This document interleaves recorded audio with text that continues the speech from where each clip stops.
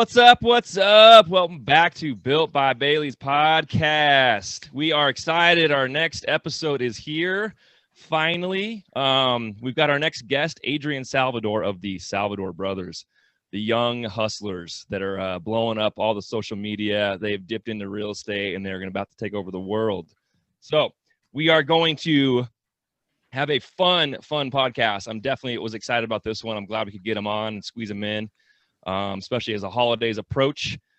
Before we get started, I'd like to say thank you to our sponsors, Confluence SBC, co-working space in Boulder County, the best, the most amazing. Tom Hardy has turned that place around. If you guys are looking for office space weekly, monthly, or office space leases for years to come, you got to hit him up, confluencesbc.com. He's even got, especially as we're all sitting here still working remotely, and we've got a bunch of kids going back to online school. He's got a place for everyone to go, especially if you're trying to get out of the house and you can't get back to work or school.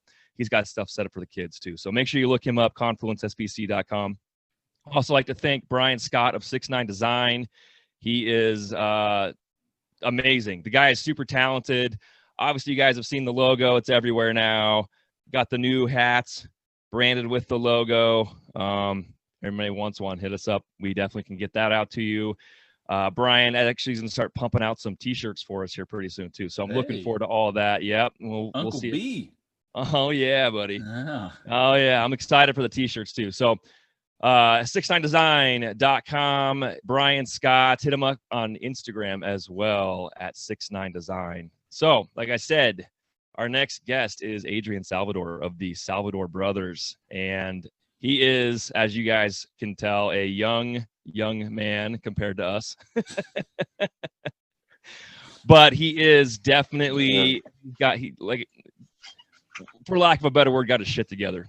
This kid has blown my mind. I've watched him in the last year absolutely transform his life. And I wanted to get him on to talk about it and what other people that are listening to this podcast and I know they've been hitting me up and asking me questions. Some of the same people that have been asking me questions for a long time and suddenly realizing maybe they should have listened 10, 15 years ago. But if you haven't listened yet, you got to listen to Adrien. He is he's definitely a poster child for what you can do with your life to turn it around and basically move on from things that don't work and jump into things that do work.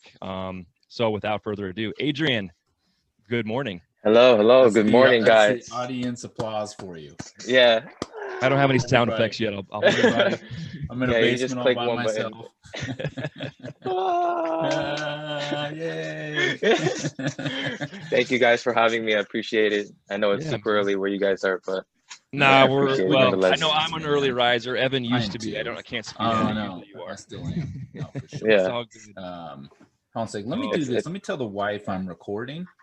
Okay, tell her to be quiet. I see. I think I hear like scooters going around on the floor upstairs. I'm not. Well, we can't hear that. But... Your mic's great, doing a great job of minimizing that background noise.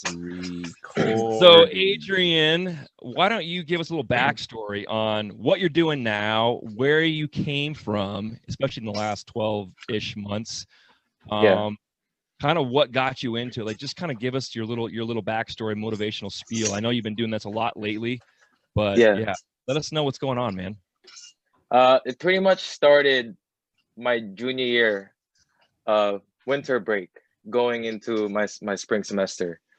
I went to Philippines and I met a Filipino woman who made her riches through, her wealth through real estate and stocks. And at the time, I did not know what real estate was or what stock was, but the only thing I knew was that if a Filipino woman can do it, I can do it. So that kind of planted the seed, except I didn't take action towards building that real estate dream that I was like hoping for to get, or that, stocks, stocks, maybe I'll learn how to trade stocks, because I was too focused in school, aka kind of depressed and sad the fact that I was going at a path where I wasn't really too happy about. And everything really changed when I walked the stage in May 2019. I don't know, like being in that stage and realizing that I was finally out of school, I felt this heavy weight lifted off my chest, and I felt like I could pursue my dreams for some reason. And Yeah. every single day after I walked that stage, I would go 16 hours and study options, and then I met Josh all of a sudden because my brother told me about him.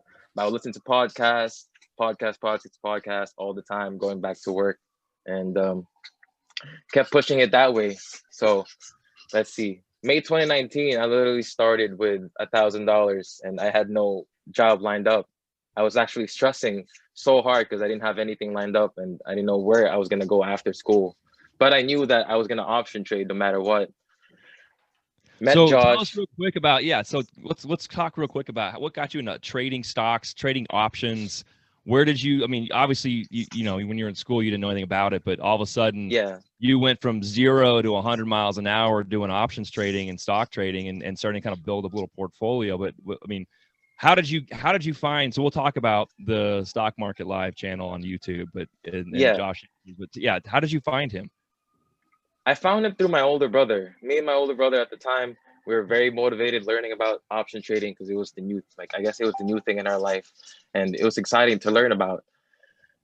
So, you know, I just kept pushing through with podcasts and trying to learn more about it. And I was enticed with the idea of being able to make money no matter what you do. Because I didn't really want to go the engineering job, but I knew at the time that that's the only path that I could take to make money. Until Right. I'm And so you got your able to degree create in other business. engineering, right? Yeah, Okay. exactly.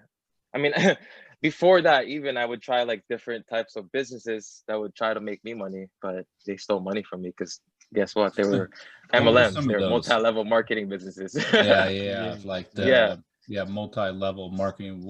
Without naming them, obviously, but what were they in? What field were the multi-level marketing for? Yeah, vitamins, so or like what the other one was selling travel memberships. Oh, okay. Yeah, I've heard of those. That one was, I was trying to like sell this dream, like, oh, you can make money while traveling the world. And then I started looking into like how the system works and if it's actually it's gonna work for me. And then I realized like, oh man, this is really not it. Like I was sold. They really brainwashed me for a second until, I started digging deep into their system. And if they are actually providing value and helping out other people, which they weren't, their main goal was really to scam people for their money until they decide to leave. It's just a constant brainwashing process that I wasn't very comfortable with. There's always like 20 different sayings for this, but it's if it's too good to be true, it probably is, or if it's better for the other person, it probably is better for the other person, or if your success depends on others performing for you, it's probably not the right thing. Always this whenever you have your whenever you get your success is with 100% within your control, is usually whether you're a success or not, but it's always like the first check mark. Is this 100% on me? Right. And not having to get someone else to perform for me, or somebody else is responsible for my performance. Usually those multi-level marketing stuff or those other kind of side hustles that people get into. But if you think a lot about like real estate, well, if you never take a phone call, if you're just even a broker or whatever, then you're probably not going to make any money. And usually the barometer for success is usually the individual, That's why it's like always like the first checkbox to me. It's always like, do I have to have someone else do really well for me? Right. And if my job now becomes trying to get them to do their job so I can make money, something's probably broke. Yeah. Failure is imminent at that point. I can only control myself. I totally agree. So you bailed on all of that. You guys are starting to do some options trading. Okay, go from there, man. This is interesting. So I started, going from that to option trading. And at the time I got accepted to an internship and I interned with them from May to August until I actually officially graduated, because I needed to take 2 more summer classes. So while I was interning, I was also taking summer classes and then learning option trading at the same time. Because I knew I wanted to get into real estate first, but I knew that I couldn't balance 2 at a time, and knew that I had to focus on one thing first in order to master that, or somehow get the fundamentals of it first in order to move on to a different thing. So kept pushing there, blew my account until December, January, kept pushing through no matter what. I mean, at the time already too, I was already listening to Josh and like, you know, constantly building this belief that I can do it, that no matter what, if I just keep pushing through and just stay persistent and consistent at the same time, you know, I'll make it. So I just kept believing in that.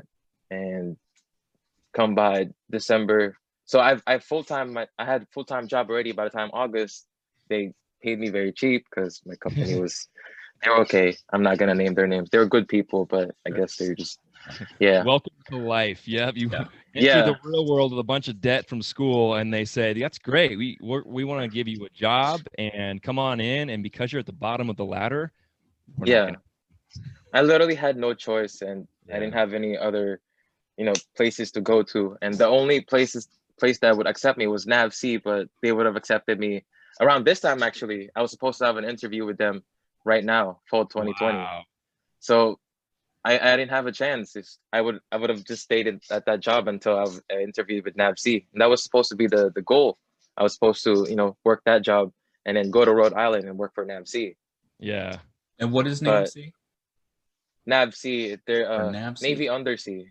Oh. They're contractors for the Navy. Oh. Yeah. So they work on their submarines. I'm probably holy shit. Yeah, it was gonna be cool. I couldn't even get my headphones to work. That's impressive. If anybody's not familiar, I went to school for mechanical engineering, and I did that as a full-time living for a while. Oh my gosh. Adrian's relative. Yeah. Yeah. No. Nice. Yeah. Okay. All right. So no submarines. All right. Yeah, no submarines anymore. All right. So let me make sure I get this right. Yeah. You're 23, right? Yeah. Okay. 23. Yeah. You go to school. You have a plan. At the time, I was 22. Okay, 22. You're 22. Yeah. So 22. You want to go to school. Yeah. Right? You finish school. Yeah. There's this well-engineered path. Let me get this off my screen here. There's this little path that is saying, okay, here's go to school, go get your degree in engineering, go work on submarines, and then good luck with everything, save up enough money, retire. And you're just kind of like, you know, I'm young enough now at this moment where if maybe that's not exactly what I want to do, this would be the time to maybe start looking into other things. Right. So before you jumped into the well-defined path of career and success, you're like, I'm going to step out just for a minute. I'm going to try a few things. You try a few other like multi-level marketing things. You're like, nah, that doesn't work. Right. Or I'm on to you. I'm out. Right. You start doing some options trading. You're looking into real estate. And this is just like a year ago. Yeah. About a year ago. Okay. All right. Yeah. Okay. Oh, wait, it gets better. It gets better. All right. Keep going. This is great. Yeah. So talk real quick about, the kind of the connection here between, you know, when you got into the stock market, started learning about options, which, you know, we're not going to really, we don't need to get into what options are. But basically, you know, you started learning how to trade, right? And you learned a new way of making money that opened your eyes, I would think, because I think it's happened to a lot of people that get into similar situations. We know personally people that's happened to as well, but maybe not on this level. But you realize kind of the way that money works in this country, at least, and all the different ways you can make it, right? And like I was saying, there's this defined path that people get on, especially someone that's kind of running your direction and like your lane, where, you know, engineering and architecture and you know, going to med school, there's this defined path where if you go down that path and you're in it, once you're in it, it's really hard to pull out of it. You know, if you were to make that decision. And what I usually have seen is people that have gone down that path for many, many years, decades sometimes, and then realize they don't like their job. They don't like what they're doing. Or if their desire is to become wealthy, financially independent, they're in a position where they can't actually do that in the position that they're in. So in their mid to late 30s or early 40s, people start saying, I've got to move on. But you caught on to this and you started realizing what you could potentially do at 22 years old. And so this connection between the stock market and real estate was because of this, you know, the trading fraternity, right? And you were searching YouTube, you were looking for a different way. Is that fair to say? Yeah. Yeah, that was exactly it. Connection. Yeah. Talk about the connection between that and how you got into real estate. Like what turned you onto real estate? Just the idea of having assets made me really fall in love with real estate, and the fact that I can actually provide a tenant with a livable home for the price that's actually worth what they're paying for. That's what really made me fall in love with it. And, you know, I try to keep that because I see real estate as a customer service business. Yeah. And if I can provide the best for my tenants, then I'll have a happier life, because if they're happy, I figured I'm happier too. Because honestly, you know, living in this place right now for the past 11, 12 years, my landlord didn't really take care of anything. He just let everything fall off, and, you know, he knew that we didn't have anywhere else to go, so he took advantage of that. Yeah. So we should have our listeners know you're in New Jersey. Yeah, I'm in New Jersey. You know, I'm like, just to give you guys an idea, I'm in a market right now where maybe a 3-bedroom would go for 1,700, and we're living in a 750 apartment. So that just gives you the idea where what type of environment I'm living in right now. And that's why I was super motivated to get out of it. And on top of that motivation towards, you know, having the capability to give value to other people, I saw the growth potential in that company that I worked at. And, you know, and this is just coming from the motivation that I saw from my boss. I'm not saying that he's a bad guy, but it's just that what I got from him, at least, that he was fine being in that position for the rest of his life. And, you know, I would always try to help him. And, hey, have you heard about stocks, or have you heard about real estate?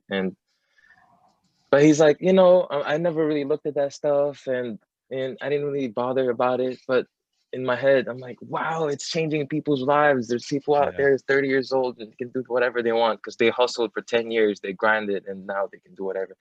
You don't want to do that? Like, in my head, at least, I didn't tell him that. At the same time, it was a small company, so I knew that I wasn't gonna go anywhere.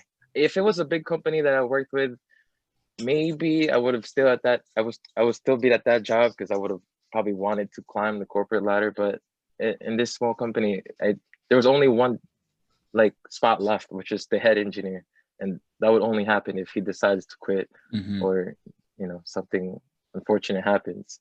I always feel like there is this point of no return, right? When you think about your path or your direction that you're heading. And, you know, if you work for somebody, you have to kind of make this subconscious or conscious decision. Am I going to help them move forward, right? And then they'll pull me along, right? Or do I want to help myself move forward? And if you're in the corporate gig, there are a lot of benefits to being in a corporate gig. There's health insurance, there's security, there's a well-detailed path, right? This is where you always hear about like the corporate politics. You know, you make friends with the right people, you get the next opportunity for a promotion, and you can incrementally grow some money, but there is security, right? And I think it's important for, you know, in my opinion, younger listeners, you know, when I say younger, I'm 42, right? So 20 everything's years, younger to you, brother. Everything's younger than me. And of course, someone's listening, they're like, you know, I'd love to be 42, right? But it's like, listen to me. He can walk. Yeah. But when you're in your 20s and you have a lot of energy, and I still have a lot of energy to do shit, right? I have a ton of energy to do shit, right? But the difference between 23 and 42 is I have a different level of responsibility now. I have children, I have a wife, you know, I have a mortgage. So I have to start weighing all my, trying to move things forward for me has to now be around that filter. So there's this window that if you feel like you're in your early 20s and you want to go for it, like that's really the window to do it. 100%. Yep. It's like this weird gap that starts closing as you get older, right? it starts to kind of get like this, where these are your responsibilities and other things that start creeping in. So right now, your gap is as wide as it's probably going to be. And then I think the only other time it widens is like at retirement, right? All of a sudden you quit that job and you have all this money in this like this late life push where you see people who retire, who start investing in things and doing stuff. But the thing is, at that point, all the wealth you're accumulating like after retirement is really like a legacy wealth. Like exactly. At that point, I'm just trying to make a bunch of money so I can, hand it down to my kids and grandkids. Yeah, but do you think, and that's actually a good point, Evan, do you think, because you're talking about the window closing, that each decade that you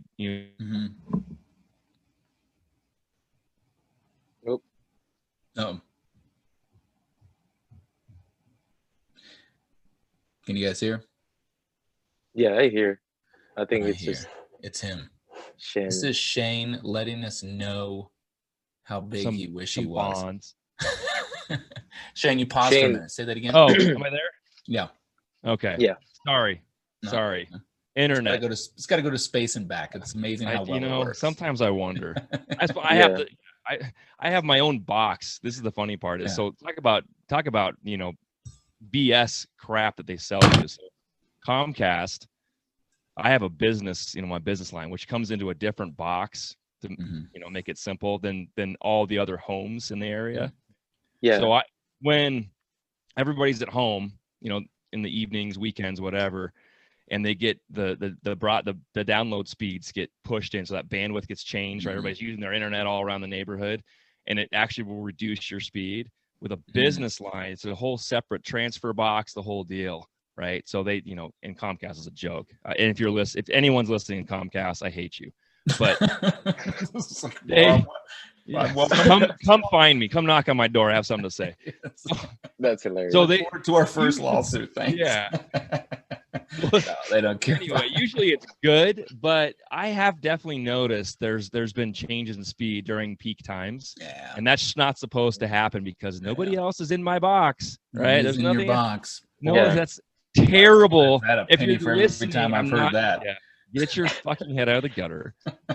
So you were saying before you froze up there for a second how smart I was. You're like, Evan, you're making such a great point. Yeah, I feel like that's what I was saying, but not really. I'm trying to remember. You're talking about the gap closing and so opening. The gap. So as we go through our decades of age, right, we're checking boxes. You're talking about the window closing and Adrian's having his moment.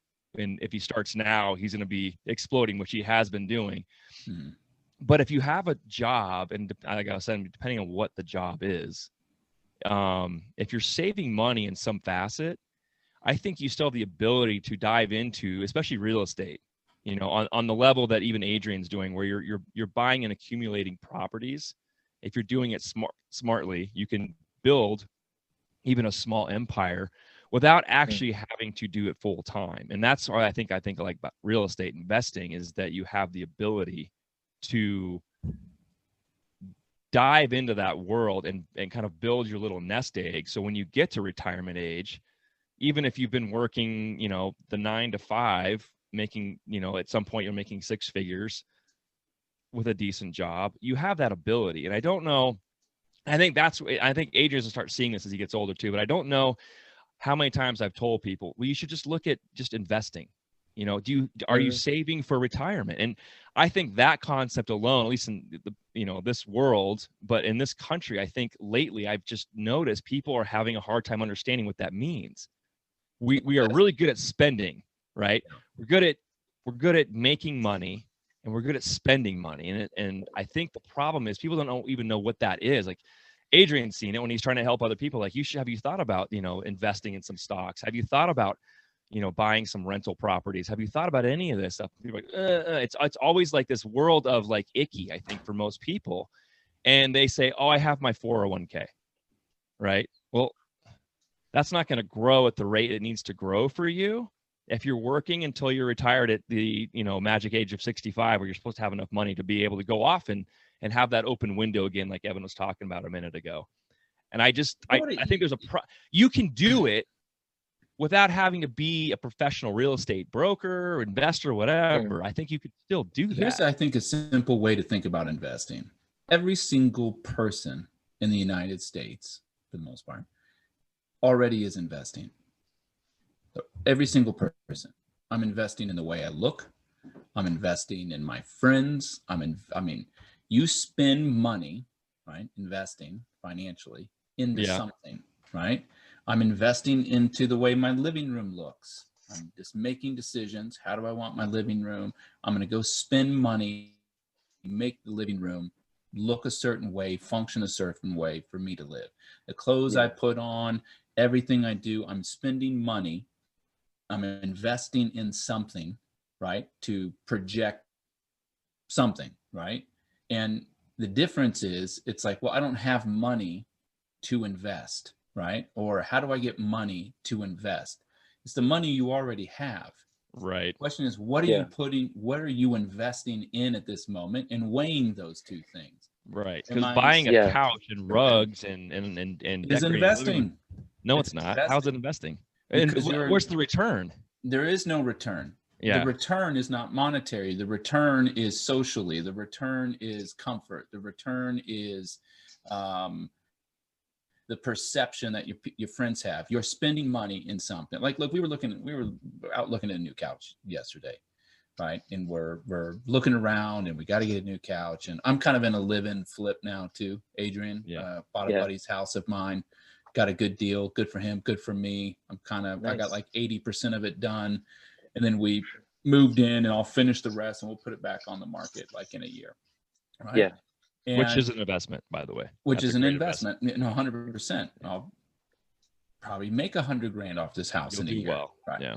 So, but we're looking at it, and it came up where here's a couch that I like, right? And my wife Sadie says that'll be bad for, grandmas will have trouble getting in and out of it. Super deep couch, right? And I kind of said, well, what are we buying the couch for? Are we buying it for us? Are we buying it for 2 times a year grandmas show up? Like, I sit in it every day, right? Yeah. Who am I going to spend this $2,500 on? Yeah. $2,500 fucking dollars. That's not even a nice couch. Like, what the fuck are we buying a couch for? What's wrong with this one? Can we not sit on it? Yeah. Like, just us quarantining here. I got a 6-year-old like rubbing chocolate on it. Like, what am I really spending this money on? Right. Yeah. And so take your $2,500, and I can do something with it. I can buy a couch with it. Right.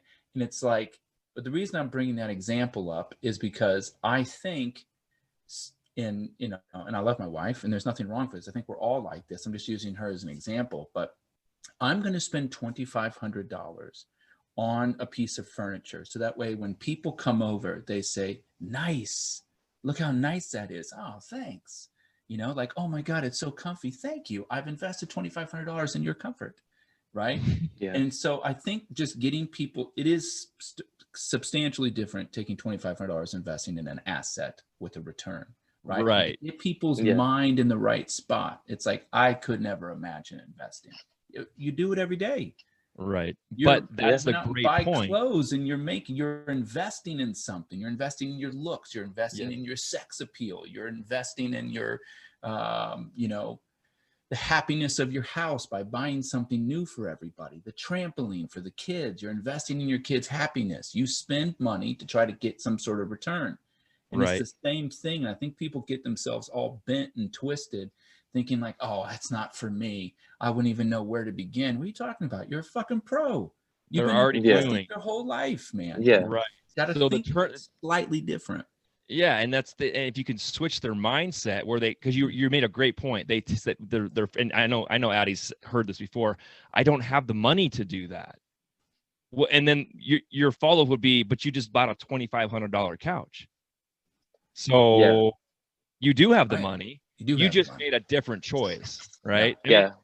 Tell me, Adrien, you've been talking to people for a while about this. Once you started getting into it, you've seen this, right? Yeah, I can see that too. And I can also see where you're spending your time, because I feel like your time holds a monetary value. Yep. So it's where their focus is really at. If they're not passionate about something, or they really don't care about their financial well-being in the future, then that's their choice. Right. Yeah. Yeah. And I mean, it's a great point. Evan probably described 90% of Americans, right? Yeah. And that's and then 10% is the people that end up having the ability to build a wealth, purse throughout their life. And then they have that ability once they retire or whenever they retire. And the more you make, the faster you can retire. And retirement's definitely a subjective term, in my opinion, because what does that really mean? Evan and I have talked about that. Yeah. I think retirement is, you've stopped hustling because you need to, right? You stopped earning money because you have to feed your kids and your wife and pay a mortgage. And you can make whatever choice you want in whatever venture you go on because you have the ability financially to go down that road. And for everybody, depending on how, there's some luck involved in that, but how you've built that could mean you could do it at 40, you could do it at 50, and it doesn't really matter. I mean, if you keep going at it, you're going to be doing it in 15 years. You'll have that ability and that basically that shelter to make other choices. And you're going to find, I mean, Evan and I have gone down different ventures as well, and we made those choices, but you'll have that ability. And right now it's great for you. It's going to, there's going to be years where it sucks. But you hustle so you can get to the point where you don't have to worry as much about the sucky years. Right. Yeah, exactly. Yeah. So what do you, okay. So let's get back to kind of your story here. So, because I think what's fascinating me more than anything is this is like a year ago. Well, fast forward and talk to us about. Yeah. You got into real estate, you've got a mentor, and then you started just accumulating properties like a madman. So how many properties have you purchased in the last year? I have 3 closed right now, and I have two under contract. I have another one under contract, but that ended up falling off. Okay. How are you? Okay. I think I've actually had a few people after listening to our podcast, and it seems like there's always this form of question when talking about, so it happened twice. How do you have the money to buy 5 properties in 1 year? Well, those different deals I did differently. So for my first deal, everybody knows February happened and the stock market crashed and we were all betting towards the downside. So I took profit and I ended up rerouting it to my first property. That's how I bought that. The second property, this is actually where I started doing a mentorship with my coach right now. It's actually I think it's very vital to have someone who's an expert in your local market. And so he started teaching me how to raise capital the right way. And I raise capital through friends, families, and I'm backing each investment through a promissory note that's backed by the property. That's how I'm able to fund each deal. So you're just basically you're building a pool of investors for each separate property, correct? You're basically going out and raising money to be able to go purchase the property. And then are you using that as cash to buy the properties and then giving that investor a return on their money? Yeah, exactly. We're using hard money lenders as well. So we're doing private money and hard money at the same time. And how are you getting returns to your investors? Like how's that going to play out when you sell the property, when we sell the property or refinance?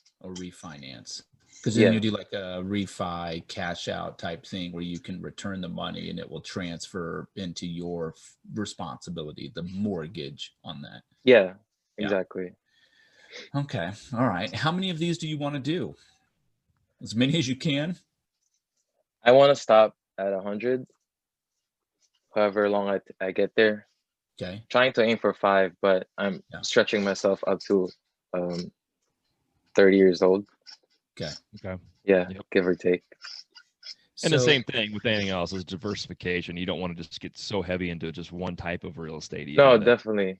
Yeah. So I'm allocating money towards my long-term portfolio as well. And then there's like a 10% that I do for fun for option trading now. Because I'm stuck. I'm in a dilemma where I'm slowly balancing myself and trying to figure out what I truly love. And I think real estate is becoming something that I want to put 100% of my focus on. So option trading may just be something that I do on the side for now until real estate, until I'm able to like Sure. 100% systemize what I'm doing here, Yeah, and then sure. start jumping into option trading again. Yeah, because you definitely, some things are just bridges to other things. One that Shane and I have been using for a while, and that example is Elon Musk, which seems weird that you're talking like, wait, a dude's already done it, but I heard an interview with him a long time ago where somebody was asking him, like, clearly you're accomplished and you're, obviously all the different things you're doing between Boring and Solar City and Tesla and SpaceX and all of this stuff. And he was kind of laughing because they were making this statement like how complicated his plans were, right? And he was like, listen, it's not that complicated. And they're like, yeah, I disagree with you. I think it's pretty complicated. He's like, no, seriously. He's like, I can tell you exactly what this is. And he said, and I'm paraphrasing this a little bit, but not that Elon Musk is listening to our podcast. I could say he might be. I mean, he could on a desk and nobody would know except for a few people. But he said, listen, it's pretty simple. I wanted to get to Mars. That's always what this has been to me. Yep. Was getting to Mars. He's like colonizing Mars, extending or, creating a larger footprint for humanity that's, goes beyond Earth, all this thing. And he goes, but I didn't have money to obviously get to Mars. He's like, so I had to just think of it. I had to work it backwards, right? I knew that if I needed to do that, I needed to have some sort of privatized space travel because NASA was going to help with tourism to Mars, right? He's like, so I knew I had to do that, which means I had to build rockets. I had to do all this kind of stuff. Well, that takes a lot of money, so I couldn't do that, which means I had to have some business that made a shit ton of money prior to that. And basically the way it went was I could build an electric sports car, right? Because I don't need to make my money on an electric sports car. One, I identify that as the future, electric vehicles, something that I can kind of pioneer and champion, right? But because it's not a everyday car, because everyday cars, electric cars, require massive manufacturing. I got to make 100,000 of these, so I can't do that yet. So what can I make like 10 of and make a lot of money? And he's like, an electric sports car, right? And I can make it really expensive. I can make really good profit in there. I can make people want to pay that amount of money for a lot of different reasons. So I can bank 10. And then if I can take the money from selling, a small handful of sports cars, then I can then turn that into making affordable daily cars and use that money from sports cars to build up manufacturing and to start creating a larger footprint of everyday driving vehicles. I can take that money and then I can use that money on building rocket ships, and then I can take that rocket ship to Mars. He's like, that's it, man. It's like that's what I've been doing for the last 20 years. Ladder. Yeah, it's a financial ladder that's well thought out, Right. and then of course along the way he has money and he has interest in other things, and solar, and he's obviously doing stuff with batteries, so that seems to make sense, that he can start talking about better solar panels, better battery storage, and of course then he gets some money, and I think this guy just gets bored and he starts saying, well, what if we make tunnels underground, and he's doing everything. Right. For the most part, it's always been that, it's just, if I want to get to here, I got to really think about how to do that. I got to, I can't start with making 100,000 daily driving electric affordable cars for everybody. Yeah. I don't have the money for that. So he just worked it backwards. And I think this is also where people get screwed up a little bit, right? And I think about your options trading as just your initial Tesla expensive sports car. Yeah, I'm not going to do it forever, but what it does now, it provides me the money and the freedom with my time to be able to make what I need to do this thing. And then you're probably going to get to 100, whenever you get to 100 properties. And you're probably at that point going to say, that's probably just going to be your affordable Tesla. Is 100, right? And so it's like, okay, so once I get to 100, is that it? Or can I take that money or that thing and I can do something different with it? And maybe your Mars is something different, right? But it is, I think it's nice to think of it like that, I wish, Shane, I wish I was 23 again. My God, knowing that a lot of the things that we know now, which isn't like really is just a wealth of what not to do. Right. You know, Yeah. right? Well, And then reapply that whole thing. But yeah, I commend you, man. This is cool. And I think it's only a year, and you're well on track. I could forecast that out, and I think it'll I think, exponentially get faster too. yeah, yeah. I think part of it is luck. A good part of it, I guess. Luck. I would say a Yeah. little bit, Addie. I would say a little bit, but I don't know. I mean, the luck part for me would be because Evan just talked about. I wish I was 23 again. Well, the reason you wish you were 23 again is because you have a buttload of knowledge now of things to do, not to do, understanding all these different industries. I mean, Evan's been through a lot of different ways of making money, and And a lot of different ways of losing money. and a lot. Yeah, Exactly. I heard your recent podcast. Together we've been through a bunch of that where we've literally pissed away tens of thousands of dollars, and it hurts. It hurts. Yeah. It hurts your heart. It hurts your pocketbook for sure. But you also learn a lot from that, and some of that we talk about is like, well, that's our education we're paying for to kind of come around. But the luck part is really running into and finding the right people to talk to that have already been there. Like we have already been there now. You found a mentor in real estate. He's already been there. So he's guiding you to listen to me, Adrien. These are the things that you have to pay attention to. These are the things you have to look for. This is how you raise money. This is how you pick certain properties. I personally didn't really even have that. And my dad was in real estate and he was a developer for 45 years.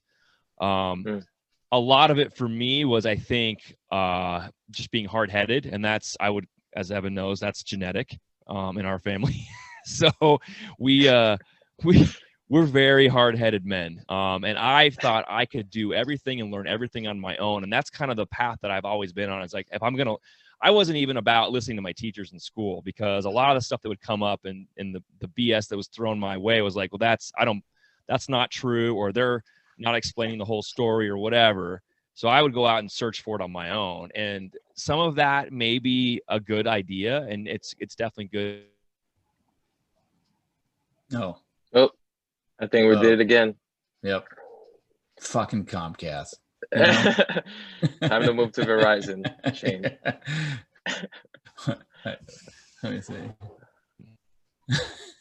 There we go. Did it He's happen back. again? It did. It happened Fuck again. Comcast, man. Fuck them. I was looking at you and Addie's like this.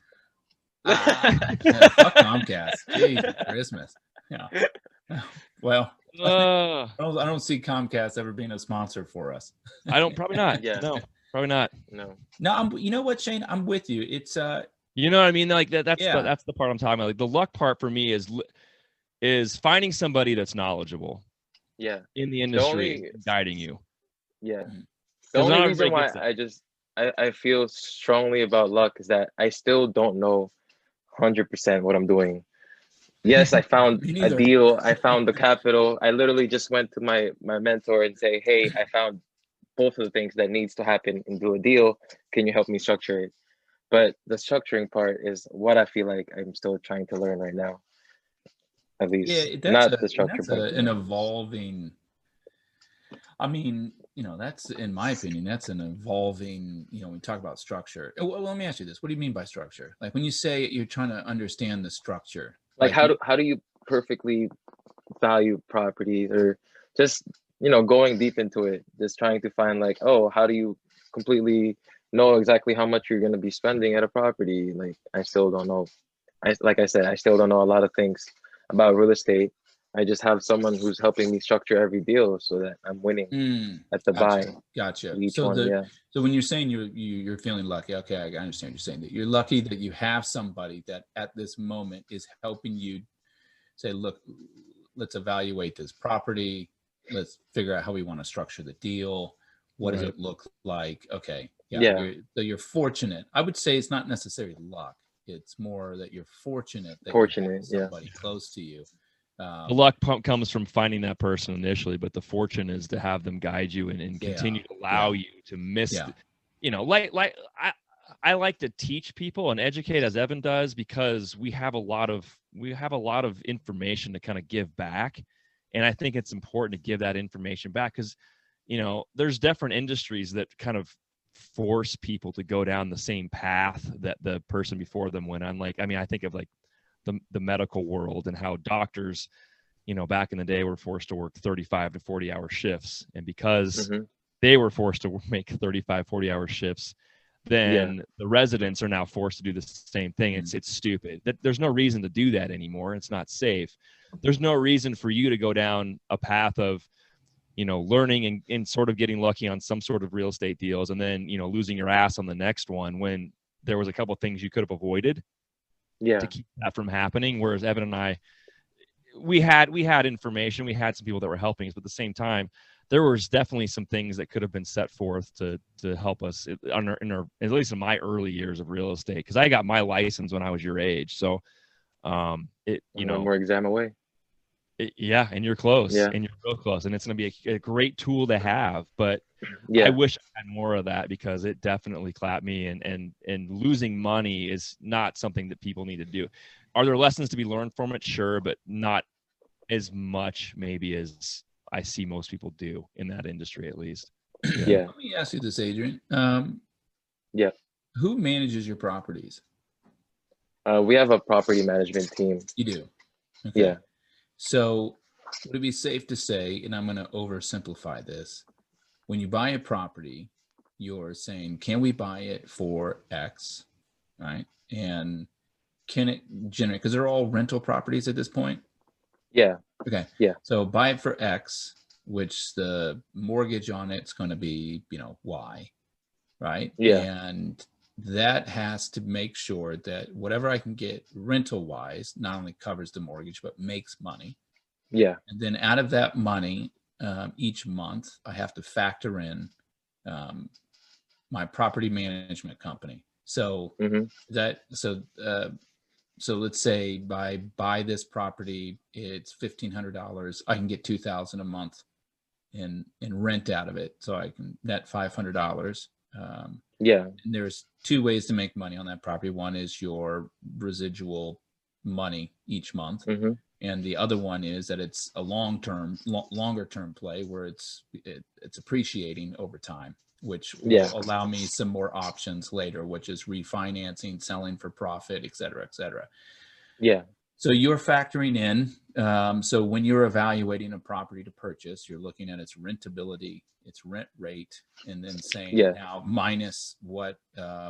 So walk us through a little bit of what your kind of evaluation is of a property, kind of like using what I just said as context a little bit. Like how do you think about that? Yeah, I mean, that's pretty much like for my first property, at least I ran the numbers myself, but that was a turnkey property, so I didn't really have to do much about it. All the utilities were pretty much changed in the past 3 years, so those expenses were, I didn't even take it into account because everything else was new. And I did the numbers exactly what YouTube University said. This is how much rent you're getting, and this is how much the mortgage is gonna get, and I took into account my interest rate. And it's true though, like I'm getting the same numbers as the one I've calculated now, but it really comes down to the rehab part that I'm still a little bit iffy with. Which one of these you're rehabbing first? What was that? So you're buying dilapidated properties, rehabbing them, and then putting it. So you have okay, so that's what you mean. Your first one was turnkey, no rehab needed. Yeah. Purchase it, kind of take on the money. But the other ones that you're looking at value properties that need some work areas, and instead of putting the money in and selling it when it's finished, like a flip, you're deciding to put a renter in there, hold on to the property, and shave off a little bit of the rental profit each month. Yeah. Okay, so each property you buy, you're at this point, that's how you're wanting to look at it. You're looking at it as, let's look at dumps that are in good area. So exactly, but we don't purchase, like, at least I'm copying his strategy, my mentor's strategy. Can you guys hear my dog in the background? Yeah. Sounds like a little baby. No. Okay, yeah, he's like crying, I guess. But we only do light rehab, and that's the best part about what he's doing, is that what's the light speed rehab? Of cosmetic rehab, pretty much, like paint, floors, cabinets. Gotcha. That's pretty much it. Yeah, no major. No major. Something that doesn't require permits to be pulled. You can just go in there, dump, 15, 20 exactly. to make it look nice, upgrade it, Yeah, get a renter in there, make it more rentable. yeah. And we're purchasing, the properties at such a good discount that when we come in, we're already winning at the buy, like you said. Yeah. How are you finding Yeah. it? So you say you're purchasing them at a good discount. Is that just through a vigorous property search, or you guys have a way to go find properties? It depends, because right now I'm leveraging agents to find my deals. So I'll be calling 20, 30 agents a day trying to find off-market properties or properties that they'll be listing, so I can target them and kind of entice them to represent both sides, the buyer and the seller. The buyer being me and the seller being the homeowner. Yeah. Okay. So okay. So you don't. And at the same time, like no one's I look looking for properties for you necessarily. Yeah, but I also look at, that's where what I specialize in right now is people leveraging. It's what's got me here so far, and I guess it's what's gonna keep me going later on. Yeah. But I pretty much joined every Facebook group here in New Jersey and have notifications for each one of them, just in case a wholesaler comes in and say, "Hey, I have a property at so and so. DM me if you want the information about it," and I'm like the first one there all the time. So If not me, it's first, the chicken or the egg? Are you looking at a property, want a property, then try to go get funds for it, or do you have funds or capital available now, so that way when something comes up, you can just buy it? I'm doing both at the same time. Yeah, both So at the same time. Yeah, I'm time blocking my days to have me, look for properties at certain periods and then find capital later on. Okay. Yeah. Time blocking your days. I like that. Did you say that at 23? No. Yeah. I'm not perfect at it though. I'm not gonna lie. Yeah. Not perfect at it, but that's the main goal right now is to just kind of master time blocking to the point where productivity is maximum capacity, I guess. Yeah. So when you say time blocking, you're basically saying I'm structuring my day where it's predictable on my side. I spend X amount of time each day doing one thing. And then I spend like that. So how are you time blocking your day right now, or attempting to time block your day? Yeah. So in the morning, I like to get my workouts, wake up around 6:30, and then get home, trade until 12 o'clock p.m. Eastern time. So that's about 3 hours into the market. Whatever happens there, I'm fine with it. I lose or I win. I try to, just get out of the computer and just stop trading. And then at least right now, I'm incorporating studying for my exam. So I'll study for my exam and then call agents, maybe 5 to 7, and then try to find capital through friends and families, which is, I think is the easiest way right now. Or like reaching out to friends' families, or, just digging deep into other people's network. Yeah, you're just using your contact network as far as you can take it. Absolutely. Yeah, one individual alone, I've managed to raise half of the funds that I've needed to raise for all the properties. So I just need to find out one person who who can be my big investor or has a lump sum of cash. Yeah. Who's willing to invest without doing any of the work. And not putting you on the spot, but 100 properties is what you'd kind of like to get to over time. Yeah. It's probably not enough friends and family to get you to 100. So how are you kind of thinking about that?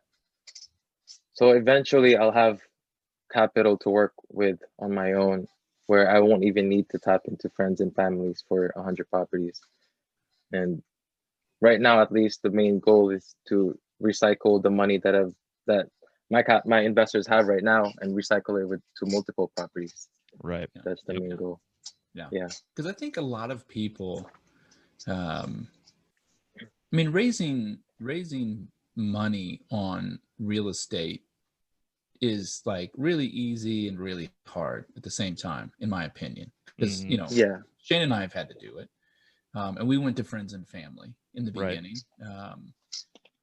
and it's easy because you're putting money into something. It's not like someone's giving me $200,000 for an idea, right? Right. Now I Yeah. have to go execute it, test the market, and like it could all disappear, right? At least you're putting it into something. And most people who have that kind of disposable income or money that they could use to invest in are pretty well under the awareness that real estate is a nice asset to purchase. So it's not even like you have to explain much to them, right? They're like, Right. Yeah. it's kind of a decision whether I want to give you the money, right? I think Yeah. one of the hard parts about it is for most people, unless you're flipping a house, it's a long-term investment.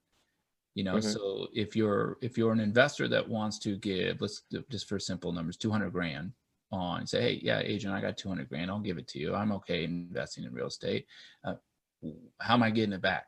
When am I getting it back? And or do I just have 200,000 sitting around? And I'd rather have it sitting around in something that's appreciating. Um, and then all I got to really do is trust, can you keep it rented? And can we keep it rented for that price?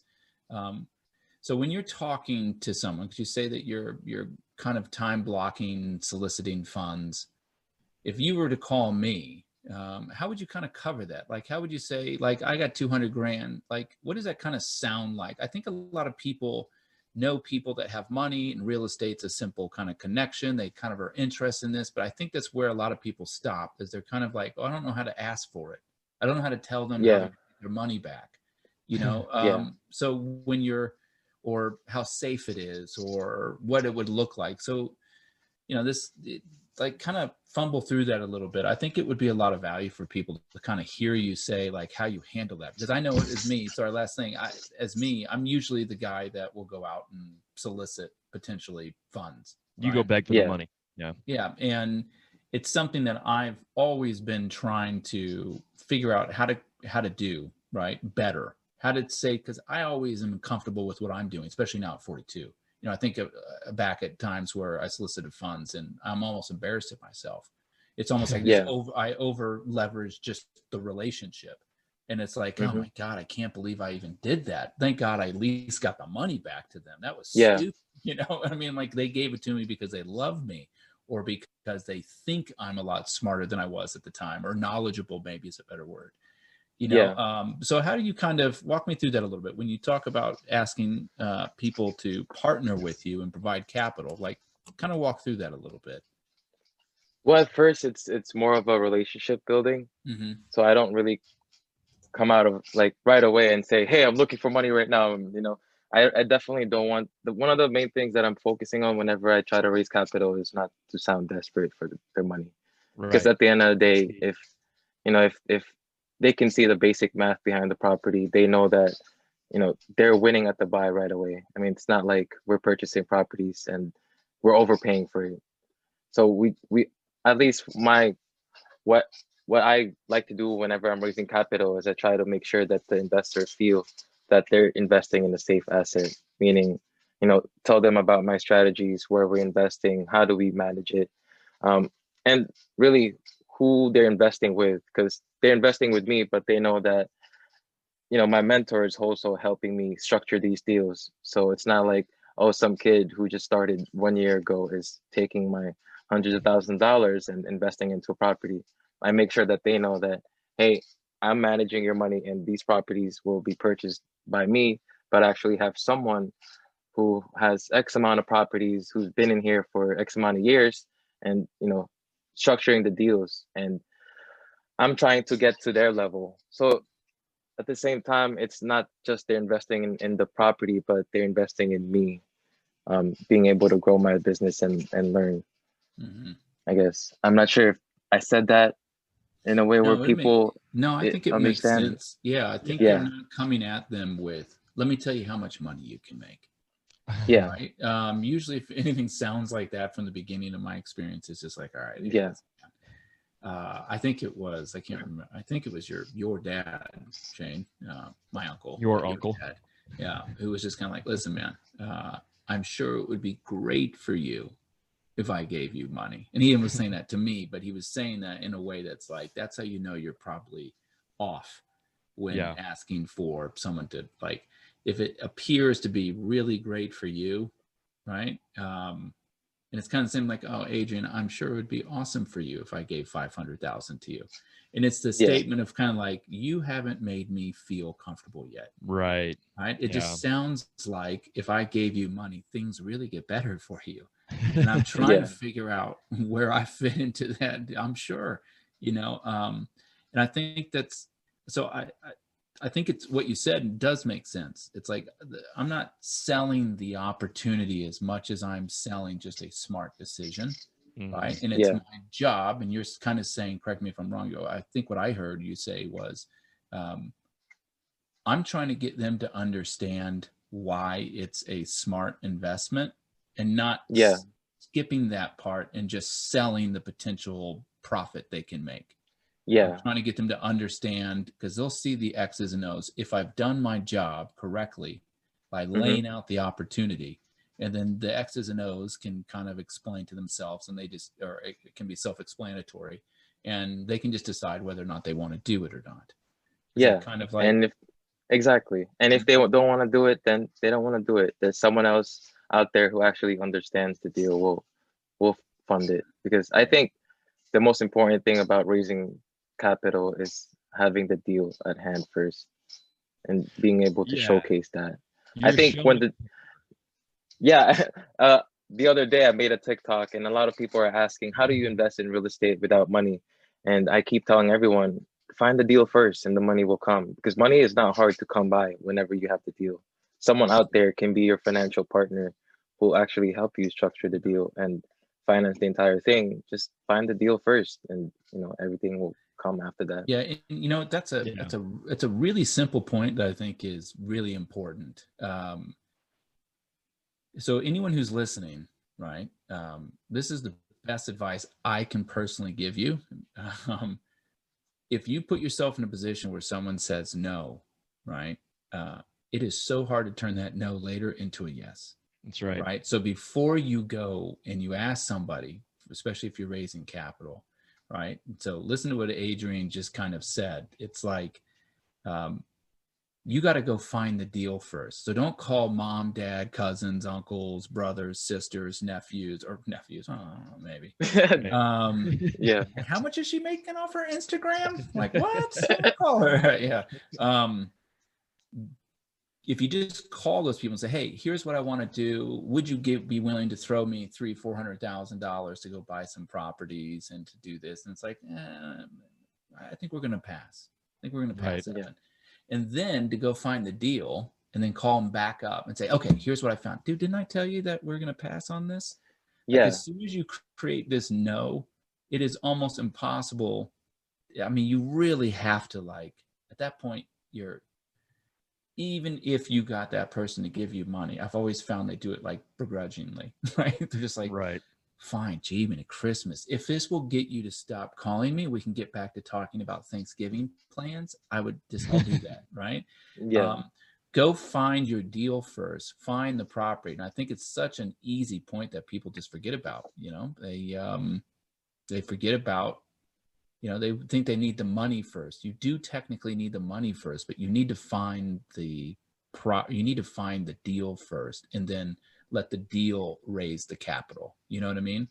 Yeah, not necessarily. Yeah. So I think it's a really important point. Yeah. Yep.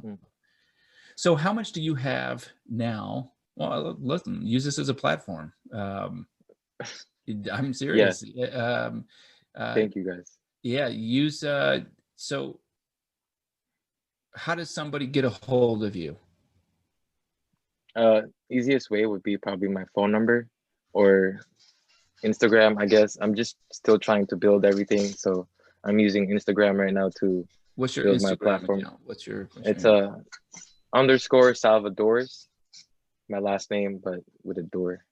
Okay. Oh. Yeah. It's pretty good. He went to school for engineering, but he's got this marketing angle. Well, and that's, it's cool. So real quick with all the social stuff that Addie's been doing, he's learning very quickly how beneficial it is to actually use those platforms for what they were actually meant to be in the first place. And that's not talking about Facebook. I'm talking about, TikTok's kind of a funny little thing that's kind of, we'll see how it transpires, as far as they continuing in the United States or not. But Instagram for sure was designed as a platform, not only to just share pictures, but share pictures for artists, for photographers. And that was kind of what it was kind of geared towards. It was really geared towards business-minded people. And the reason being, Instagram, because it's owned by Facebook, could use that as ad revenue. And if people are out there promoting themselves to actually help their business, well, what better way to be able to like piggyback that with just simple advertising for them to make money off of it, right? So that, if you understand what it's used for and you use it in that way, it is very beneficial. And the faster you can grow it, the faster you can start making a lot more money that way. And it's not necessarily you making money off of Instagram or off of YouTube. It's from where, you know, what comes from those things. The more subscribers you have, the more followers you have, the faster it is for people to say, oh, I know you guys. Yeah. How many? Yeah. I want to get in on one of those properties with you. How do I do that? It's easy to contact people. It keeps it personal and private. You can put your phone number, your business stuff on there, which is good that you've done that stuff. But Adrien's done a great job with it, especially recently. You went live on Instagram recently on a property you're getting appraisal on. Yeah. And then you did a TikTok video, right? Because someone had commented, hey, Adrien, go make a TikTok about this property. Right. So I was like, you know what? I've been thinking about doing TikTok for a while. So I just did it on the spot. And and within 48 hours, you had how many views? 150,000. Yeah. Right now. Yeah. It just blown up. I think it's around 170 right now. Yeah. That's crazy, because if I did a TikTok, like my daughter would watch it. She's like, oh, that's so cool, Dad. Yeah. Well, that's and that's my point, is that if you're doing now, obviously there's people on there that are doing TikTok. I call it TikTok stuff. I feel like I'm Kevin Hart now. But it, you know, it works for, you know, it works for views, but if you use it in that aspect, like you've done, Adrien, and you're sharing knowledge, right? You're giving in information on stuff. Oh, what do you got there? What is that? See, Adrien, this is one thing that you don't get. Wow. Yeah, no, life that brings you more coffee. Thank you, love. That's awesome. I'm gonna call somebody. My little I'm locked in my studio dungeon down here, and nobody gives a shit. You got see somebody's bringing you coffee. Just text her. Can I have more coffee? Yeah, I'm actually in my kitchen, so I can get coffee whenever I want to. Damn, that's impressive. But yeah, so I mean, and I've been harping on Evan for a while. I think Evan has the capability because of his personality, and now he's being pretty reserved today, but I call it professional. But it's 8 in the morning. I'm not. Well, maybe yet. Hey, Sadie, bring him some more coffee. Let's get him going.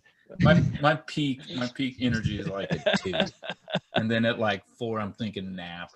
And right, 5, and then you're done. Let's just caffeine through it, get these kids to bed, and then let's pretend like I'm gonna sit up and play Call of Duty. Coffee 24/7. Yeah, and I just fall asleep on the couch. Yeah, just put it in your veins.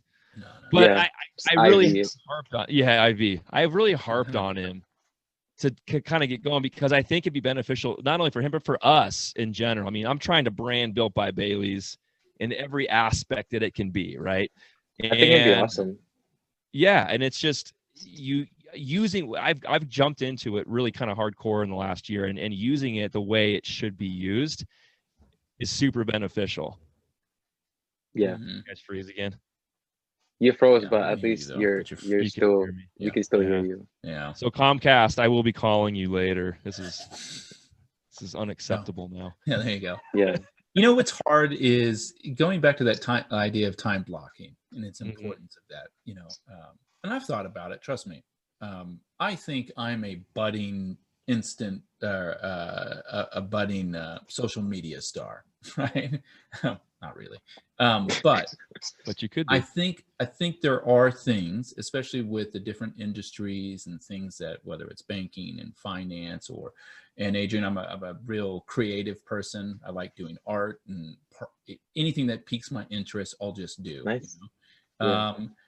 But that's also been part of my problem, is I have all these other interests and things I want to do. So time blocking, it's one of the things that, you know, I don't like actually structure my time blocking, but I'm very aware of it, right? I'm very aware of what I'm spending my time on.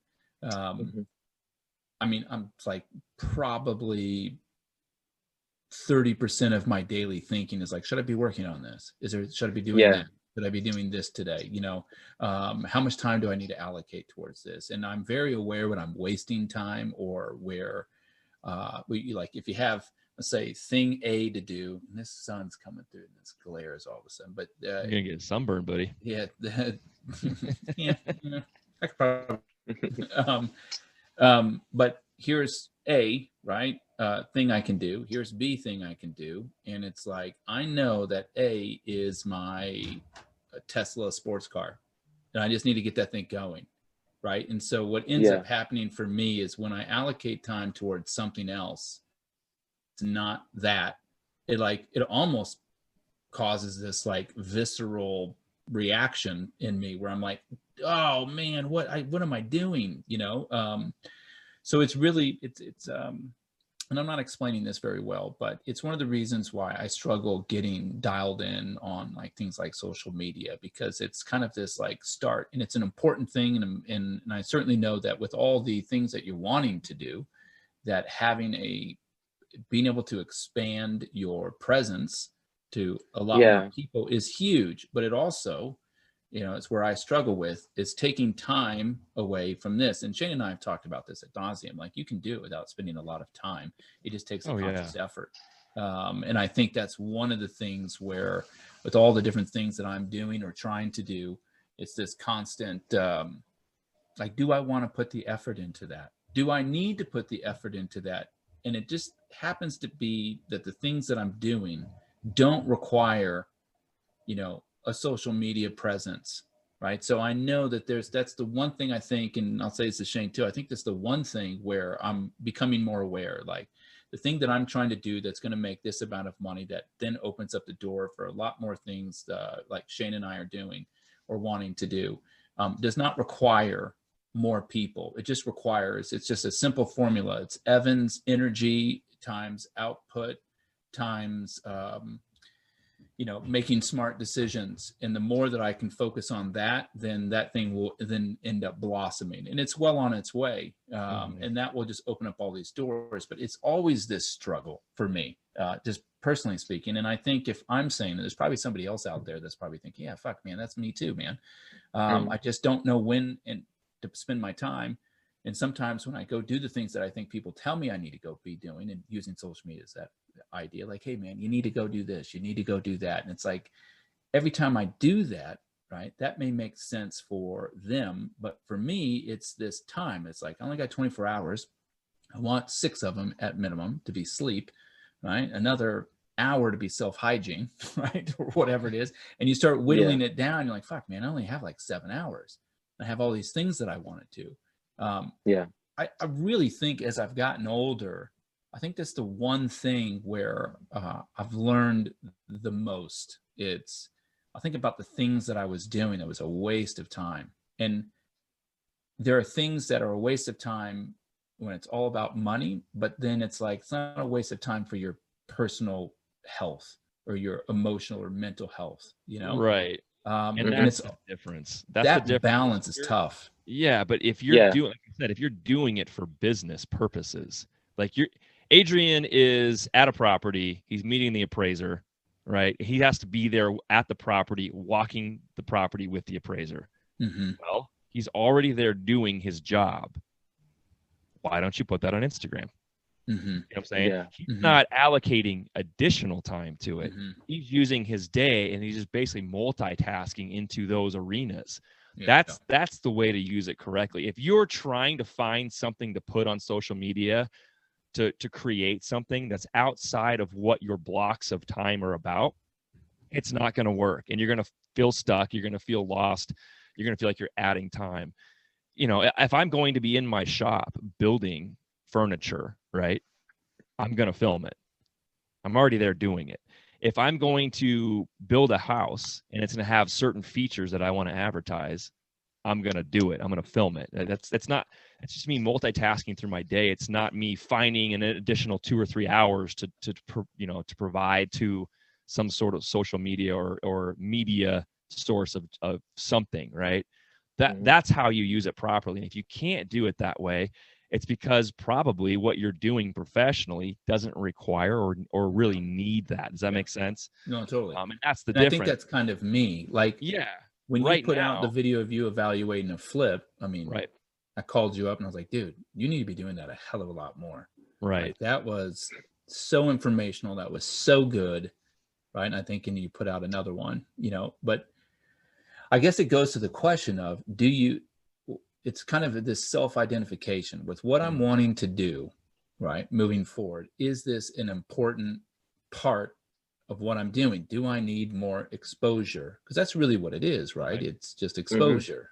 Do I need to let more branding, people know what I'm doing, and branding, right? Yeah. And I think if you're in your model, I think it makes sense. Not your model, but what you're trying to do makes sense, right? Because what you're selling is sound investments to people, right? You're saying, listen, and so the more that I can demonstrate or document my ability to make good sound decisions and credibility. I mean, what are people giving money in? Everyone, in my opinion, always thinks that you're giving money to something because they want to make money. Right. And yes and no. They're also giving money because of credibility. They're giving money because of history. They're saying, listen, you know, it's like if you went and said, I don't know how much money you're going to make on this, but I can know historically that the money that I have received is ... in terms of returns for people, or this is how I protect it. You know, you might just be selling an investment that is secure more than an investment that makes a lot of money. And so you know, documenting this stuff and being able to have more content out that says, holy shit, this person's credible. You know, I always felt like that was the first thing you're always having to cover with somebody. And it's usually why friends and family is the easiest, is because they know you. They already know, you know, Adrien's not a crook. Adrien's not a scammer or a con man. I know Adrien's work ethic. And so instantly I will now consider the investment. So if it's not a friend or family, it's almost like you have to create this platform brand, right? So in that example, then I think a real strong social media presence where people can go and say, God, look at this guy. He's everywhere. He's doing everything. And here he is, you know, meeting an appraiser. Here he is talking about these things. I saw him on a podcast where they were talking about this. And I think that goes a long ways. I think just for me, you know, outside of our own podcast, I don't necessarily need it. Right. I don't need to expose myself. Expose myself? So there's like, what the fuck is your podcast about? I don't need exposure to be able to get the thing that I'm identifying as, going back to that metaphor, my expensive Tesla sports car to get to where I'm getting. And so, so anytime that I do it now, it literally does just seem like it's taking away time from something, which is a fucking stupid thing, right? Because it takes like seconds, but it's still this process where I say, I have to do this. I need to get on and do that. And it's this mental space that I'm spending to that is what, just like, it's easier if I just nip that right now and focus on this.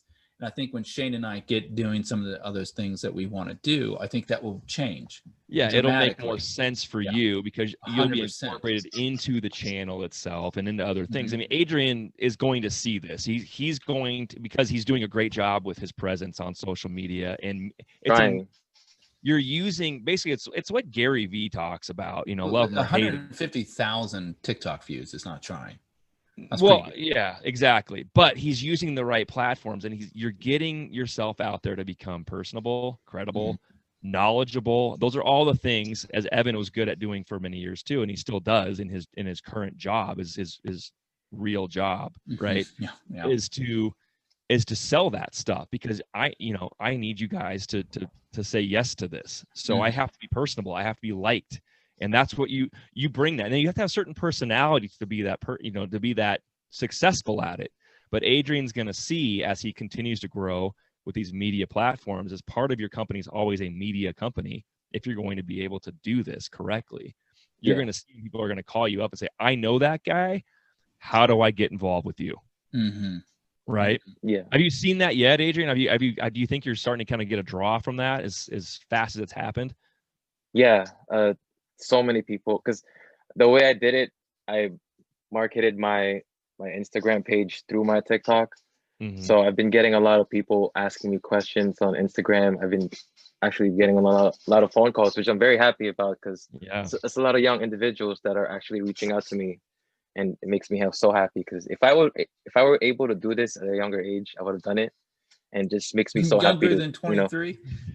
Yeah, man. There's this Teenagers. 13-year-old who Yep. hit me up, 13 years old, and he's like, "Hey, man, your thing is really inspiring, and what can I do to get started? I'm 13 years old and I don't know how to make money." And like that makes me happy, because at least someone at 13 years old is his head is at the right place, and if I can do a good job, I can change his life forever. And Those kids are that ahead of just the time. That's They're ahead fucking like you are. crazy. But that's see, Yeah. that's what's 13. they have the Jesus. ability in this generation that's all in front of them already, right? That Yeah. they're born with that already. Does that make sense? And so That's they what I already see. know that. Yeah, exactly. They Like know that. how can I tap into more individuals who doesn't know about this? And I Yeah. know, like, since everybody's on social media, I figured TikTok is the best place to reach out to young individuals who Mhm. actually needs some type of direction in their Right. life.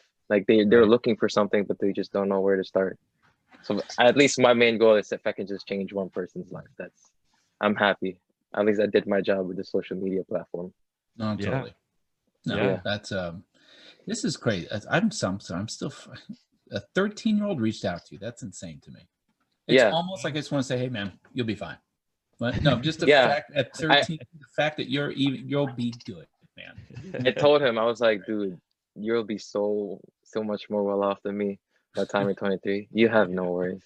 Because Yeah. he's like, he's at this stage where he feels the way I feel. He's like, oh, I don't have enough time. I'm like, bro, you're 13 years old. You have so much time in your life. You literally have 10 years more than me. I Right. can't.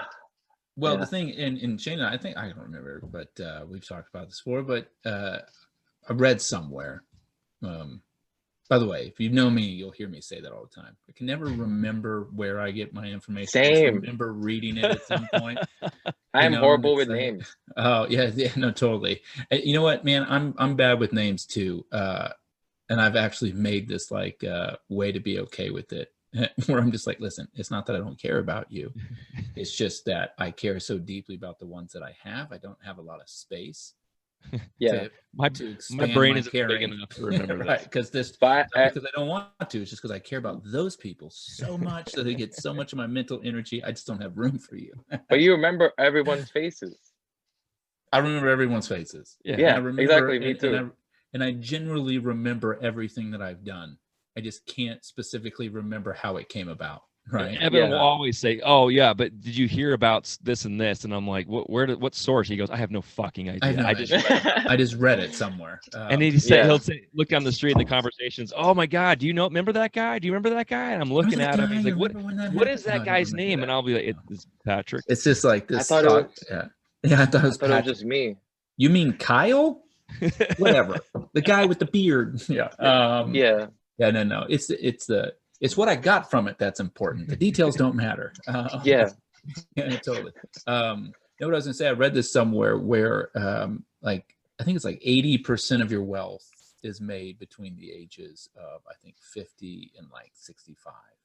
Or like it was something like that. Like all of the money that you make is like between the ages, maybe it was like 45 to 60. I think that's what it was. I think it's going to change though, don't you? I think that's going to change. But it's a weird thing to think about. If you think about all the money that you've made up to this point, right? At 80% of that overall wealth. So they say it's coming after this. Yeah. So that's what I say about if that's true, and logically that makes sense to me, right? Like you can, if let's just use a corporate job as an example, you get out of school, you go get your $40,000 job, you work for a while, you can make some raises, or 5-6 years, and then you get that promotion, and then there's like go to 75,000, and then you switch careers because or industries because there's a new opportunity because you just got some information and some experience, and you realize, oh, I'm going to come over here to this sector, and then I'm going to get that $120,000 job.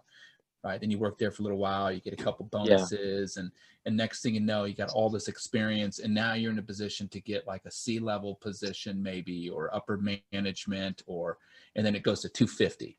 And all of a sudden for Yeah. 250 for 15 years is what you make, right? And so Yeah. that's kind of this, okay, over the course of time, you've made $10 million, right? And people, by the way, I've said this to people are like, I'd love to make 10 million. Like, you make $100,000 a year. Yeah. Every Multiply. 10 years is $1 million, right? You're going to work for the next. So there's 3, right? That's not If you save all your money you and save invest all it. your money, but that's what you've made, right? Yeah. And then you go back and like, wait, yeah, do it. You've spent $3 million on shit, right? Yeah. But that's why I say that 13-year-old, if he's already there, and then think about his equation. I started that example off at like 45,000 coming out of school. Yeah. At But if 22 he's years old. At 22, if he's already at 100, by the time he gets where all that experience and networking and It's gonna everything be insane. so the sooner you start on that, it's really insane. And of course, if you make good decisions in your 20s, which I think is crucial, that you're just adding to this stack. Like, let me back up. I think a lot of times the reason, so I'll put something out here personally. I think sometimes I get not depressed. I think it makes me sad to think about, that there's so much that I feel like I could do now, and I'm still doing things, right? It's like, man, I know you're going with this. I feel like I blew it those Yeah. first few years. I had the energy. I felt like I had the intelligence. I felt like I had the wherewithal and the discipline, and I didn't quite explode in my 20s and 30s. And it's really just a statement of how much you've done up to this point. It's just, I'm conscious of I'm aware now of what I know. And I still don't know everything I've picked up 2 or 3 things off of you that I've even scribbled down, right? So it's kind of like, oh, that's a fucking good point. I'll whiteboard that later. But my point is, I can't get to where I'm at 42. And I have to remind myself, and this is weird saying this to a 23-year-old, but I'm only 42.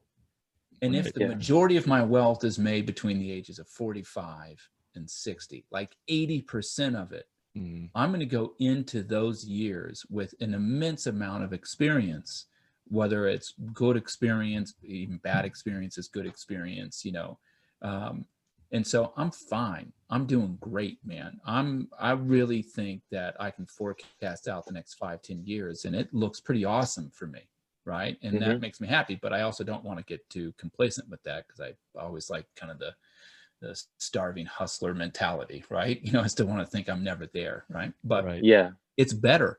I just, I know I hear what you're saying at 23, man, and I commend you, man. It's not an easy game, but in a weird way, it kind of is. It's just kind of like, it's not really all that complicated.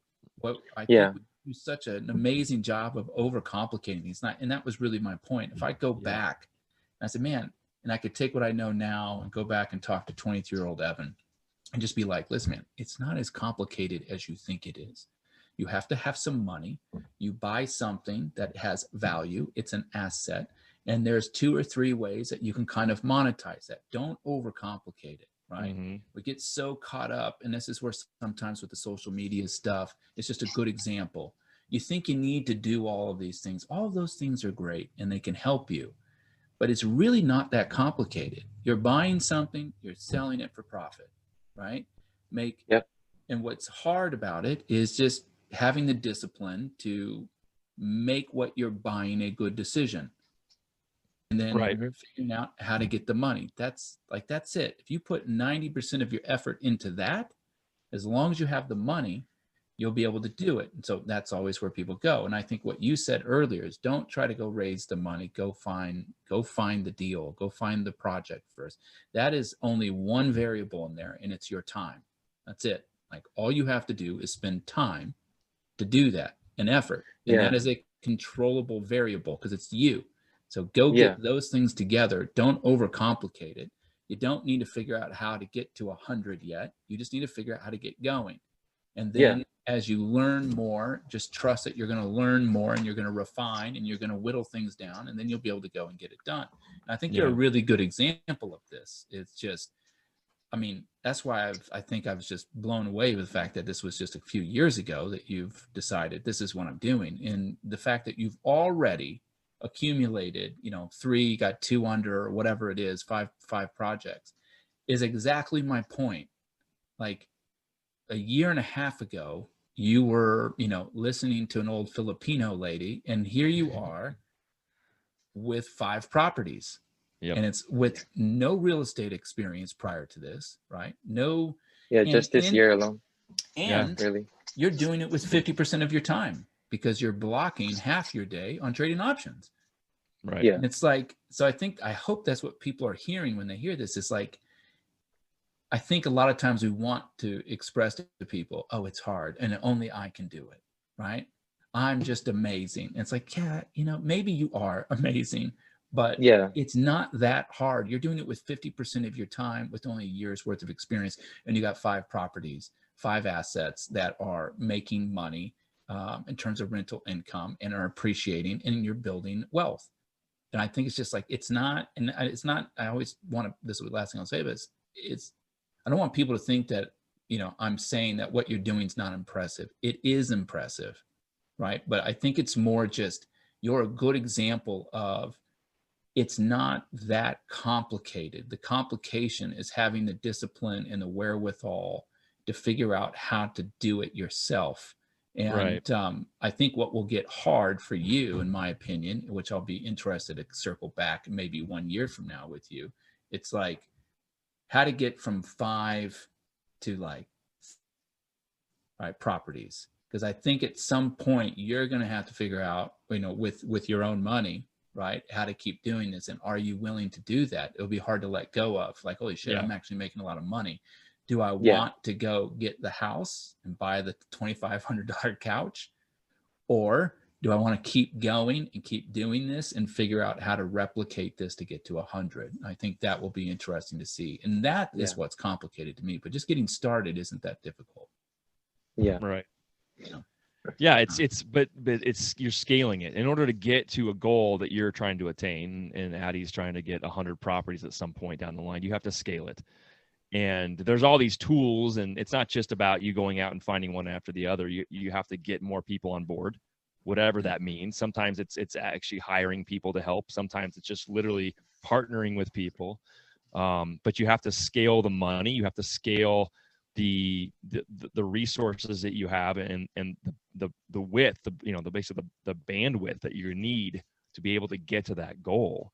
So as you progress, you're going to see that. And I think one of those tools, honestly, for me is you're going to use advertising on some level. Well, it's just you going and knocking on doors, or it's you with social media, or it's a combination of, but the real estate is all about word of mouth, right? It's networking. Yeah.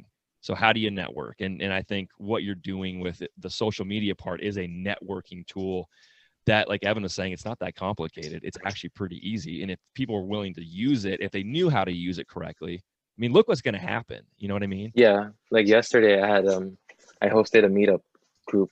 I'm on top of TikTok and everything that else that I'm doing. I'm actually trying to create this local accountability group where I can help out people in my area. Right. So, and it was a good little meetup as my first one, and it ended up pretty successful. So how many people came to that? 10 out of the 20 who said they were and going. And who were these people? Are these brokers or these? What is this? Most of them were first time real estate investors. Okay. We were just trying to get into the game. Gotcha. Yeah. They're getting information. Yeah, they're gathering what you're doing, and they want to learn how to do it. They're just because I posted my story on Bigger Pockets, and a lot of people were motivated by it and wanted to create this group. So I figured, why not? I'll just create a meetup for us guys, and we can just keep going with this every week or every 2 weeks. Let's meet up. Let's see where each others are at, and try to keep each other accountable to that. We're going towards our goal at the right way. And I think the best way to go about it is having, like you guys said, the relationship and numerizing everything that you're doing.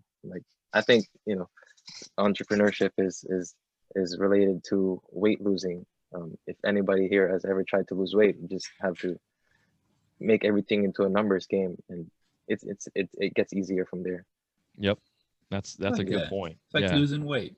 Yeah. Yeah. I eat X amount of calories. I was obese before. Yeah. I was super. I was. Yeah, my doctor was like, "Oh, you're obese." I'm like, I mean, he said it in a nicer way, of course. Yeah. But you know. Yeah. Ever since then, I've tried to learn how to lose weight. Yeah. I think, and I think you're seeing your mindset change because of all the different things that you're doing, and that equates to the way you live. You know, your health, how it's easier to motivate yourself to go work out. If you're in a routine and you're, you know, Evan and I know if you're blocking time like you're talking about, and you have a schedule, you get up at the same time every day. It's not just 5 days a week or 3 days a week. You're getting up.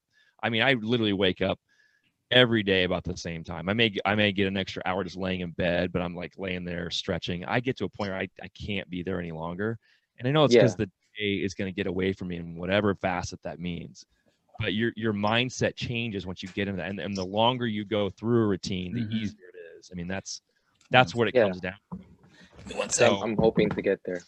Yeah. And listen, you're on the right track. You have the right mindset. And I think the hard part, we talk about how easy it is. The hard part is staying in a mindset. It's staying disciplined. And that's where most people in these industries especially fall out. And I'm talking about real estate. I'm talking about construction too, where people they think it's a cool industry to get into until they see the actual physical intake it's going to give them. Right. And they don't like that. There's a routine that people can't get into. And if you can stay in that, the longer you go, it becomes a habit, and habits are easy to maintain, right? Good or bad. And exactly. And that's why I think it's important to find people in your market, wherever sector you're in. I think it's nice to have someone in there so that you can at least not put 100% of your focus into keeping yourself accountable, because other people can do it. And I feel like it's easier to keep someone else accountable more than yourself. So it kind of bounce back with each other. And, you know, like what I've done, at least with some people, you know, we created this group, you know about it. And it helps us, you know, be more accountable better. At least that's what I'm trying to replicate with my local groups and international groups as well. Yeah. It's you're doing the right stuff. And accountability is another thing that's important. You have to have people to lean on, and they need to lean on you. And you're not only sharing knowledge, but you're also keeping yourself honest. And in order to do that, you can't be on your own. I mean, whatever that means, you got to have family support, friends have to be involved, the real ones, but you have to have people in your industry. And Evan and I know that over the years, you have to lean on people to do that, whether it's within your coworkers or your business partner, whatever that is. You're keeping each other honest to continue that motivation and that habitual movement towards success. Yeah. So, yeah. Agreed. Yeah. I think success is a team game. Absolutely. Yeah, and we'll always throw out a little caution too. You know, sometimes more is not better. Right. You know, more of the right people is good. But people, in my opinion, for the most part, the more I expand the people I go do things with, it's like I've kind of learned like these people are almost my biggest time sucks. Right? Like it's almost better for me. It's really about having the right people, I guess. I'm a whiteboarder. Always what I say. I have a giant whiteboard down here, and I spend a lot of time in front of it trying to connect dots and write stuff up. And I'm better doing that by myself. For sure, you know. Sure, the workload changes depending on who you are, but it could be just one person is all you need to make a phone call once a day. I mean, it could be your uncle, it could be me, it could be whoever it is. Just to even bounce ideas off of, and they may not even really. I mean, I've over the years, some people sometimes they don't even say anything. It's just like, oh, did I help you? Okay. Yeah. Like I sat there on the phone and like, that sounds great. And that's all they needed. They just need confirmation. But it's that same sort of, hey man, let's see, let me know next week how that went. Just call me back next week and update me. And I've done that with you. And I know that the other guys that we're connected with have done that too. And the same, we're not all doing the same stuff, but it's the same idea is we're checking in. Hey, by the way, you said you were going to call that guy last week. What did he say? Oh, do you know what, man? I didn't call him. Well, when you get off with me, you better call him then. Like that's that push that, and we're human beings. We all get to a place of complacency. You've felt that. I mean, Evan and I have been there many times, and we need to, sometimes just take the pants, right? We just need to be like, shit, man, you're right. I gotta, I'll call him today, and I need to get back in touch. So that's the end. I mean, that's what it is. In this industry, that's a lot of what it is getting habitual with it, but also having somebody that's going to like push you and keep moving. It's not just yourself, right? Yeah, exactly. No. Yeah. So what's next week look like? A lot of the same? Just doing a lot of the same? I think you're just such a good example for people to kind of take a look at who want to get into this. I think at least this week, the main goal is to pass my exam, which I'm taking this Friday. Yeah. And which exam is this? This is the state exam for my licensee. There's real estate license. Gotcha. Yeah. I think it's a good way to kind of branch myself as well, because I can help people get started with real estate, at least locally, the way I did, which is start off with an FHA house. And, at least I'm gonna leave this off here to any real estate agents out there who are planning on building the biggest lead generation model out there. I think the best way you can provide value is to help out others start with real estate, and that's showing them how easy it is really to get going with it. And that comes from showing them how they can buy an FHA house with turnkey, and then live in it and hold that property for a few years, and then maybe 2 years later they can buy another FHA house, and then 2 years later they can buy another FHA house, and then in 10 years they'll have 5 properties that's cash flowing, let's say like $500 each after they leave out of it, plus the appreciation, all that stuff. Are you always wanting to do? Sorry, go ahead, man. Sorry. No. I think it's just a simple model. Like people can understand that easier, and if you're a real estate agent, that's your biggest lead generation source. Yeah. So that's what I'm doing.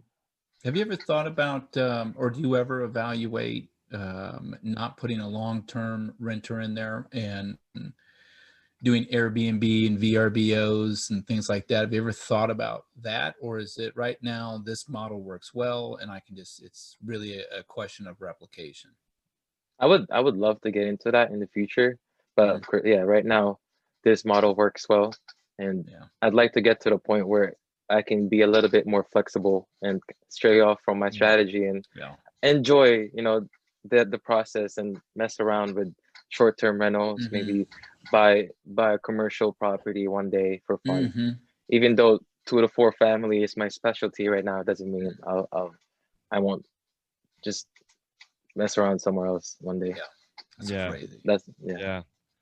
No, man, it's been fun to watch this ride. I mean, I love these stories. I've seen, a couple different people over my years kind of expand. And again, like we talked about earlier, if you can keep this mindset and be smart with your money, right? And understand, start really understanding markets and when it's okay to slow down and wait, and when it's okay to jump in and watch for opportunity and just be set up. I mean, Evan and I know being set up with opportunity requires you to being ready for it as well. So if you can continue forward, you'll be ready for whatever happens in whatever market, and you'll be successful. And it's good that you're already returning that knowledge back to people, and as the years go on, you'll have more of it.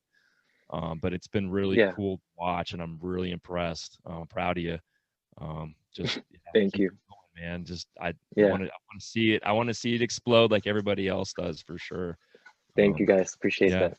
Very cool, man. All right. Well, let's let them drop your Yep.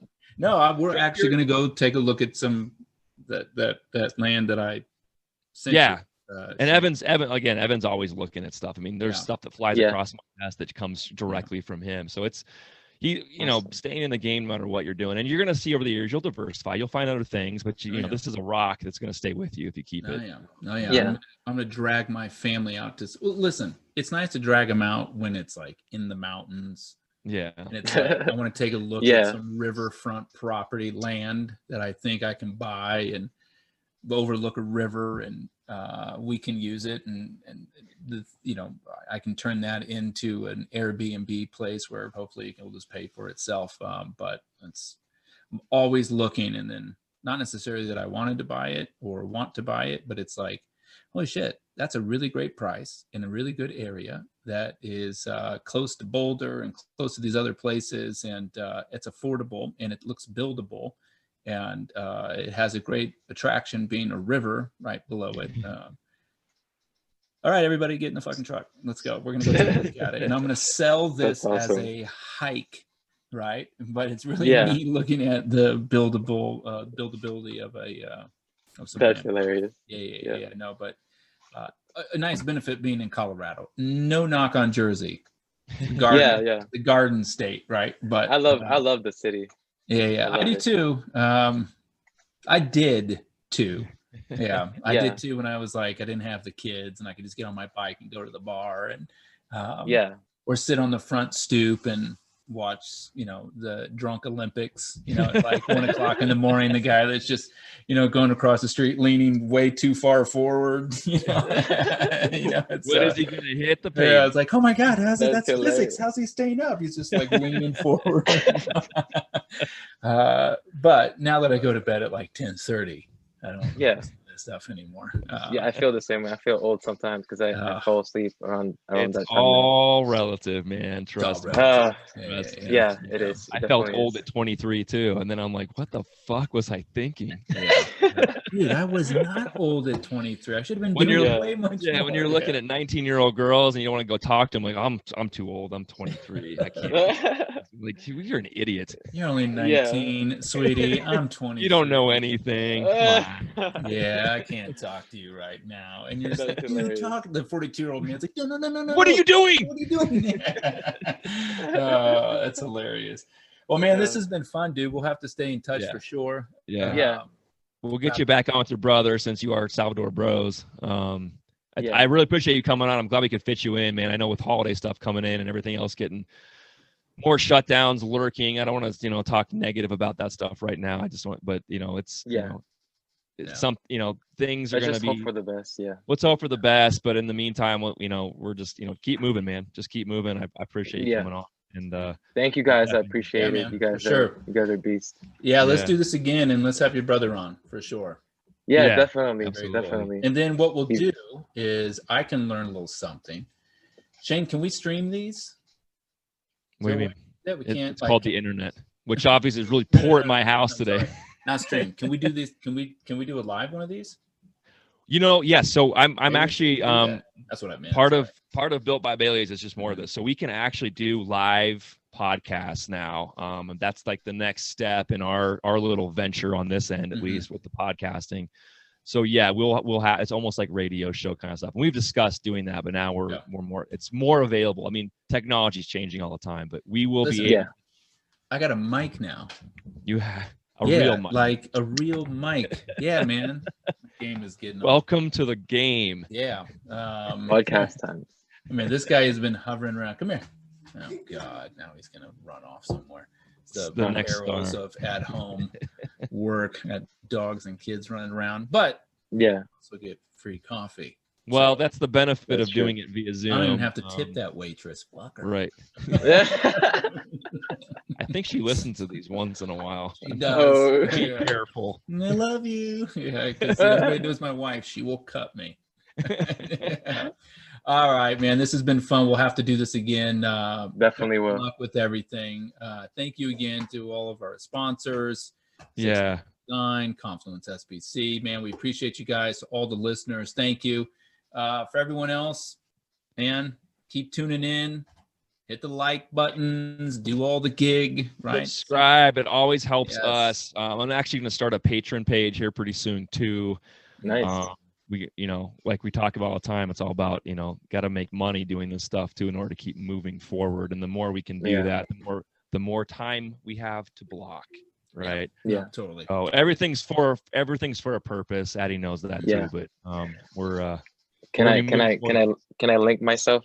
Drop you Drop your stuff. Yeah, Absolutely, man. absolutely. And Yeah. when we put it out In the too, I'll description get it as from well. Shane. Yeah, absolutely. Yeah. Oh yeah, okay.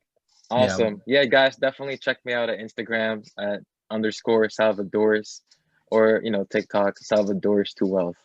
Perfect. Yeah, go Yeah. follow him for sure. He's got great content.